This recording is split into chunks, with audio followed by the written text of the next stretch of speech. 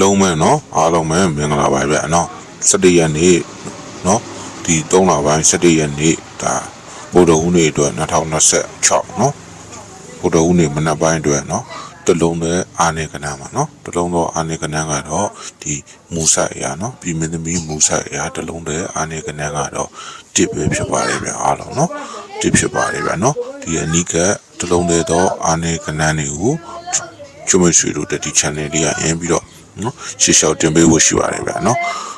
like and subscribe မနေထားသေးနေထားပေးပါဗျာနော်ဒီမနက်မှာဘာတွေများ